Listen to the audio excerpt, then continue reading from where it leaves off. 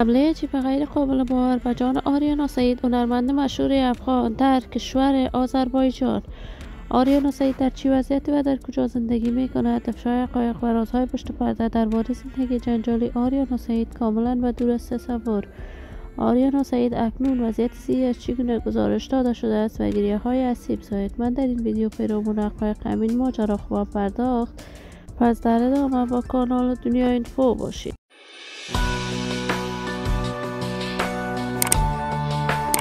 سلام سلامتی نثار تک تک شما دوستان نهایت ترجمند کانال دنیا اینفو. شما را خوش آمدید میگم به یکی دیگر از ویدیوهای جذاب و دیدنی این کانال. اگر دوست کانال دنیا اینفو باشید، پس برای حمایت بیشتر از این کانال علامت سابسکرایب را فشار دهید تا بیننده ویدیوهای جذاب و دیدنی کانال دنیا اینفو باشید. آریانا سعید، هنرمند جوان چهره شناخته شده، یکی از محبوب ترین هنرمندان زن افغان که در میان مردم افغانستان علاقه‌مندان و دوستداران خاص خودش را دارد. آریانا سعید توانست در مدت خیلی کوتاه لقب ملکه دلها را از طرف دوستداران و طرفدارانش کسب کند. آریانا آهنگ‌های بیشماری سروده است که تاکنون آهنگ‌هایش مورد حمایت گسترده افغان‌ها قرار گرفته است.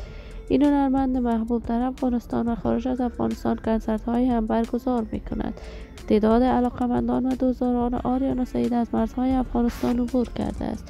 این هنرمند محبوب و پرآوازه افغان در کشور دبی شروع به کارهای تجاریش کرده است و همچنان در کشور ترکیه زندگی می کند، اما اصالتا اقامت کشور امریکا را دارد. آریانا سعید تازه تصاویر در صفحات مجازی دست به دست می شود که وی به خاطر کارهای سیاسی در کشور امریکا هم اقدام کرده است. تازه تصاویرش به نشر می رسد که حمله به جان آریانا سعید در کشور آذربایجان صورت گرفته است. تا کنون جزئیات بیشتر این ماجرا در دست نیست، ولی من زندگی خوش و آرامی برای آریانا سعید با جمعیت جوانان کشور از بارگاه عزت الله ازال تمنا دارم.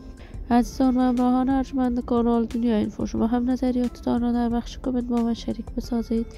این ویدیو را با علاقه‌مندان و دوستان آریانا سعید به اشتراک بگذارید. اگر دوست کانال دنیا اینفو باشید، پس برای حمایت بیشتر از این کانال علامت سابسکرایب را فشار دهید تا ویدیوهای دیگر کانال دنیا اینفو را از دست ندهید. تا درود دیگر، بدرود.